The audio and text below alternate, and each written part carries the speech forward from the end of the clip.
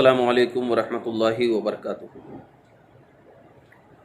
नहमदुहु व नुसल्ली व नुसल्लिमु अला रसूलिहिल करीम, अम्मा बाद। हज़रात गिरामी, कई दिनों से मेरे पास बहुत सारे मैसेजेस आए, कोई टेक्स्ट के ज़रिए, कोई कॉल के ज़रिए, उर्तुगुल गाज़ी के हवाले से पूछ रहे थे कि इसके बारे में आपकी क्या राय है। मैंने उनको जवाब देने की कोशिश की, लेकिन बहुत इसरार के बाद ये कहा गया कि आप एक वीडियो बना करके डालें, अपनी राय रखें। तो आज आपके सामने मैं उर्तुगुल गाज़ी के हवाले से चंद बातें पेश खिदमत है। सबसे पहले तो ये जहन में रखें कि उर्तुगुल गाज़ी के हवाले से हमारे उलमा के दरमियान दो गिरोह हो चुके हैं। बाज़ उलमा इसको जायज़ समझ रहे हैं और उसको देखने की इजाज़त दे रहे हैं, और बाज़ जो है इनको बिल्कुल हराम व नाजायज़ कह रहे हैं। हमें बिल्कुल इस बात को समझ में नहीं आता कि आज हर एक मसले में उलमा का इख्तिलाफ हो रहा है और उलमा बढ़ चढ़ कर हिस्सा ले रहे हैं। अब अगर मेरी राय पूछी जाए और इसमें बहुत सारी ऐसी चीज़ें देखी भी गई है, तो मैं तो शरई एतबार से, यानी जो शरीयत ने हमारे लिए मुकर्रर किया है, उस शरई एतबार से किसी भी मौलवी की या मौलाना की राय जो है उस वक्त काबिल कबूल होती है जब शरई एतबार से उसमें कोई ख़राबी ना हो। वरना शरीयत के मामले में अपनी राय को पेश करना ये बहुत बड़ी बेवकूफ़ी है। उर्तुगुल गाज़ी का देखना ये बिल्कुल हराम और सख्त हराम व नाजायज़ है। मैंने कई उलमाए किराम को देखा कि इसमें बढ़ चढ़ कर हिस्सा ले रहे हैं और कह रहे हैं कि इससे क्या है, जिहाद का जज्बा मिलता है, इस्लाम की क़ुव्वत का अंदाज़ा होता है। यहाँ तक कि एक उलमा ने तो यहाँ तक कह दिया, बड़े अफसोस के साथ कहना पड़ रहा है, कि जो काम 1400 साल से लेकर अभी तक मदारिस इस्लामिया नहीं कर सके, वो उर्तुगुल गाज़ी ने कर दिया, माज़अल्लाह। अब ये बताएं कि उर्तुगुल गाज़ी के हवाले से जो उलमा ने ये कहा कि जो काम 1400 साल से लेकर के अभी तक मदारिस इस्लामिया नहीं कर सका, वो उर्तुगुल गाज़ी कर दिया, यानी दीन का जज्बा पैदा कर दिया, जिहाद कैसा करना, लड़ना कैसा, इस्लाम की क़ुव्वत, तो ये उनके ख़यालात है। मैं उनसे ये कहना चाहता हूँ कि अल्हम्दुलिल्लाह हमारे उलमा आज से नहीं, जंग करबला से लेकर के अभी तक हज़रत इमाम हुसैन रदी अल्लाह ताला अन्हु की शहादत का तज़किरा हर मुहर्रमुल हराम के 10 तारीख़ को और 1 से लेकर पूरे मुहर्रमुल हराम में बयान करते हैं, और उनके जज्बे ईसार और अल्लाह की बारगाह में अपने अहलो अयाल को कुर्बान करने का जो वाक़यात बयान किया जाता है, उससे अगर हमारे कौम मुस्लिम को जज्बा पैदा नहीं हुआ तो फिर 50-100 ड्रामे बना दिया जाए, कभी जज्बा पैदा नहीं हुआ। यानी जो कौम नबी के नवासे की शहादत को भुला बैठी हो, उस कौम के पास अगर उर्तुगुल गाज़ी जैसा ड्रामा पेश कर दिया जाए तो क्या इससे जज्बा पैदा हो जाएगा? ये कहाँ का इंसाफ है? दूसरी बात, जिन्होंने ये जायज़ कहा है, उनका ये नज़रिया है कि इसमें वहाबियत को कुचला जा रहा है, अहले सुन्नत के अकायद बताए जा रहे हैं, और अहले सुन्नत के एतबार से इसमें पेश किया जा रहा है। सबसे पहले मैं उनको बताना चाहता हूँ बड़े माज़रत के साथ कि एक चीज़ आप बिल्कुल ज़हनो दिमाग में रखें कि अहले सुन्नत के अकायद इसमें बताए जा रहे हैं, ठीक है, ارے اہل سنت کے عقائد تو 1450 سال سے لے کر کے اب تک بتائے جا رہے ہیں، اب تک بتائے جا رہے ہیں۔ تو کیا وہ علماء، وہ محدثین، وہ مفکرین، وہ متکلمین، وہ فقہا کے بتائے ہوئے جو راستے ہیں، کیا وہ ہمارے لیے کافی نہیں ہے؟ اب اہل سنت کے عقائد کو اجاگر کرنے کے لیے اب فلمی ڈرامے کی ضرورت پڑ گئی ہے ہم قوم مسلم کو؟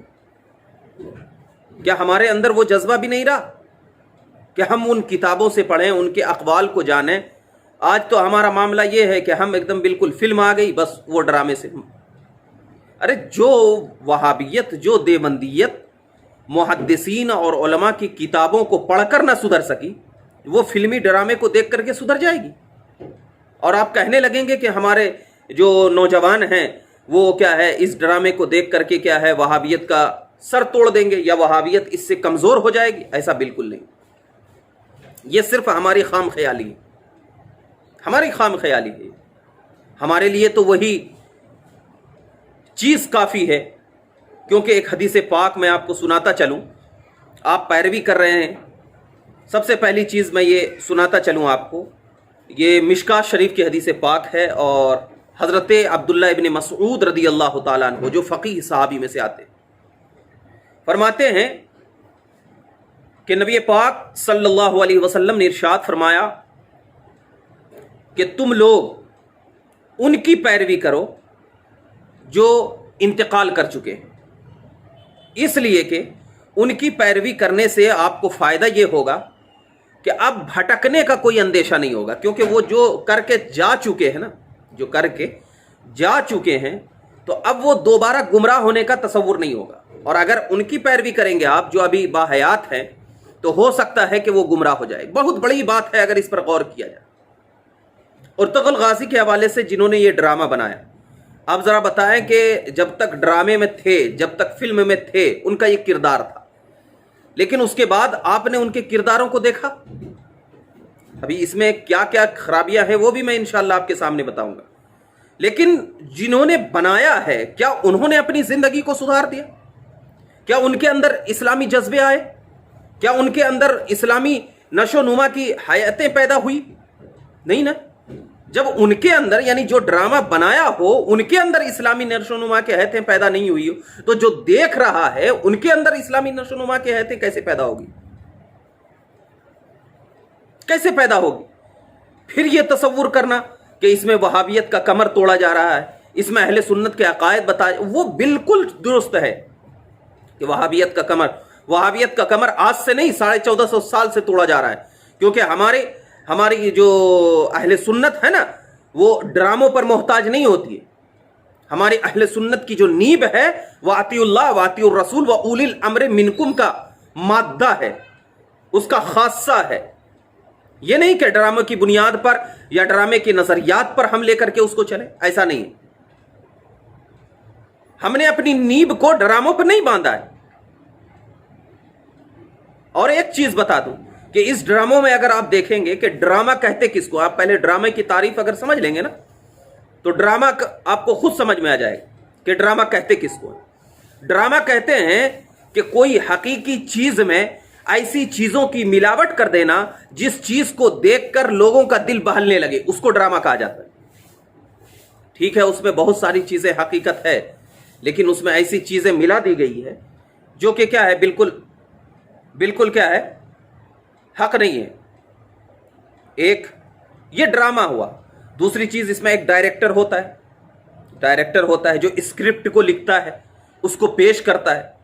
اب اس میں جو ڈائریکٹر ہے وہ اسکرپٹ کو جو لکھا، تو اس میں بہت ساری ایسی چیزیں ملا دی گئی جو چیزوں سے کیا ہے، انسان کا دل جو ہے اس کی طرف مائل ہو جائے۔ یہ خرابی۔ دوسری خرابی یہ ہے کہ کیا کوئی انسان پسند کرتا ہے کہ ایک غیر محرم لڑکی ایک غیر محرم لڑکے کے ساتھ محبتوں میں مبتلا ہو جائے اور اس کی بیوی تصور کرنے لگے؟ اسلام نے تو بالکل اس کی اجازت نہیں دی ہے۔ لیکن جب میں نے دیکھا نہیں ہے، میں نے سنا ہے کہ اس میں کیا ہے، ایک محبتوں کا سیریز بھی پایا جا رہا ہے، یعنی بتایا جا رہا ہے کہ اس میں ایک لڑکی ہے جو ایک لڑکے سے محبت میں گرفتار ہو جاتی ہے، اس سے شادی کرتی ہے، حالانکہ وہ حقیقی زندگی میں اس کی بیوی نہیں ہے۔ تو گویا کہ معلوم یہ ہوا کہ اب وہ جو ایک غیر محرم کو غیر محرم کے ساتھ غیر محرم کو غیر محرم کے ساتھ ملا دیا گیا. بتاؤ یہ شریعت میں مداخلت ہے یا نہیں ہے نا مداخلت؟ اور جب مداخلت ہے تو آپ اسلام کو اس نظریے سے دیکھیں گے کہ اس میں تو یہ بھی درس مل رہا ہے نا بھائی کہ آپ ایک غیر محرم لڑکی کو غیر محرم لڑکے کے ساتھ محبت میں مبتلا دیکھ رہے ہیں، تو اس سے یہ مل رہا ہے کہ ایک غیر محرم لڑکی ایک لڑکے کے ساتھ رہ سکتی ہے، اس سے محبت کر سکتی ہے، اس کے ساتھ اپنی ازدواجی زندگی گزار سکتی ہے. یہ نہیں مل رہا، یہ خرابی آپ کو نہیں دکھ رہی. دوسری یہ ہے کہ کوئی علماء اگر اس کو ناجائز کہہ رہے ہیں تو دیکھیے اس میں سب سے بڑی خرابی یہ ہے کہ کوئی علماء اگر اس کو ناجائز کہہ رہے ہیں تو ہمارے نوجوان ان علماء کی بات کو مان کر کے ان علماء کے اوپر انگلیاں اٹھا رہے ہیں جو کہ ناجائز کہہ رہے ہیں. حالانکہ یہی تو تھا کہ آخری زمانے میں کچھ ایسے لوگ پیدا ہوں گے جو علماء پر انگلیاں اٹھائیں گے، علماء کو برا بھلا کہیں گے. اور اعلیٰ حضرت کے قول کے مطابق اللہ اکبر فرماتے ہیں کہ نبی اعلیٰ حضرت فرماتے ہیں کہ فتویٰ یہ ہے کہ اگر کوئی علماء کو برا بھلا کہے، اس سے دشمنی رکھے اور اس کو گالیاں دے تو وہ شخص کافر ہے، وہ شخص کافر ہے. اب ذرا بتائیے کہ کوئی ایک ڈرامے کی بنیاد پر اس کو جائز تصور کرنا یہ کہاں کا نظریہ ہے؟ صرف ایک چیز کی بنیاد پر آپ کہیں گے کہ یہ جائز ہو گیا کیونکہ اس میں عقائد اہل سنت بیان کی گئی. تو اب ان لوگوں کو یہی کہا جائے گا کہ اب حضور صلی اللہ علیہ وسلم کا بھی کارٹون بنا کر کے اگر کوئی فلم بنائے اور اس میں وہ عقائد اہل سنت پیش کرے تو کیا اب اس کو جائز کر دیں گے؟ کہہ دیں گے کہ یہ جائز ہے، اس سے ہمارے عقائد ثابت ہو رہے ہیں، وہابیت کا کمر ٹوٹ رہا ہے. معاذ اللہ، یہ کہاں کا نظریہ آپ نے پیش کر دیا؟ ابھی تو اختلاف ویڈیو اور ٹی وی پہ تھا، اب اختلاف یہ ہو گیا. تمام علماء کو چاہیے تھا کہ اس پر کیا ہے بالکل اتفاقی نظریہ لے کر کے چلتے، اور آپ ترغیب دے رہے ہیں فلمی ڈرامہ کی طرف دیکھنے کی. یہ ایک دم بالکل سمجھ میں نہیں آتی بات. اور بعض تو ایسے چینلز ہیں کہ اس پہ اپلوڈ کیا جا رہا ہے اور اس کو دیکھنے کی ترغیب دی جا رہی ہے اور کہا جا رہا ہے کہ اس کو دیکھو جذبہ پیدا ہوگا. ارے جس انسان کو محرم الحرام میں 10 محرم الحرام میں امام حسین کی شہادت کا تذکرہ کرنے کے بعد ان کے دل میں جذبہ پیدا نہ ہو سکا، جنگ احد کے واقعات کو سننے کے بعد جذبہ پیدا نہ ہوا، جنگ خندق جنگ بدر کے واقعات کو ذکر کرنے کے بعد جذبہ پیدا نہ ہو سکا، تو وہ ارطغرل ڈرامہ اب جذبہ پیدا کرے گا؟ یہ نظریات اسلام میں بالکل نہیں ہے. اب اگر کوئی اس کو برا جانے یا اچھا جانے، مجھے اس سے لینا دینا نہیں ہے. مجھے شریعت کے اعتبار سے زندگی گزارنے کی تعلیم دینا ہے آپ لوگوں کو، تاکہ آپ لوگ کسی ایک چیز کو دیکھ کر کے اس کی محبت میں اندھے نہ ہو جائیں، اور آپ کا یہ تصور نہ ہو جائے کہ ہم کو کیا ہے انسانی نظریات کو لے کر کے چلنا ہو. خدا را اس میں کیا ہے بہت ساری خرابیاں ہیں. اور ایک میں مثال دیتا ہوں کہ مثال کے طور پر ایک بوٹل زمزم کا پانی لے کر کے آؤ، ٹھیک ہے نا، اور اس میں ایک قطرہ شراب کا ڈال دو، تو اب بتائیں گے کہ وہ زمزم کا پانی زمزم کا رہا یا وہ ناپاک ہو گیا؟ سب کہے گا کہ ناپاک ہو گیا. تو اگرچہ اس میں ساری اچھائی ہیں آپ کے قول کے مطابق، لیکن اس میں خرابی بھی تو ہے کہ غیر محرم کو محرم کے ساتھ ملایا جا رہا ہے، محبت بتائی جا رہی. تو اگر ساری اچھائی میں ایک قطرہ اگر زمزم میں شراب ملا دیا جائے تو اب وہ حرام ہو جاتا ہے. تو ویسے وہ ایک ڈرامے میں اگر وہ برائی ملا دیا جائے تو سارا ڈرامہ حرام ہو جاتا ہے. اور جب سارا ڈرامہ حرام ہو جاتا ہے تو اس کو آپ یہ کہنا کہ مطلب یہ جائز ہے، یہ بالکل درست نہیں. لہٰذا قوم مسلم کی طرف ایک پیغام ہے کہ آپ تمام کے تمام جو اس قسم کے نظریات کو لے کر کے پھیلا رہے ہیں کہ اس کو دیکھنے سے جذبہ پیدا ہوگا، یہ بالکل سراسر غلط ہے. کیونکہ ڈرامہ ہوتا ہے اور حقیقت ہوتی ہے. تو لہٰذا اس سے بچیں اور قوم مسلم کیا ہے اس سے پرہیز کریں، تاکہ کیا ہے ہمارے اندر کیا ہے اسلامی نظریات بالکل باقی رہے. السلام علیکم ورحمۃ اللہ وبرکاتہ.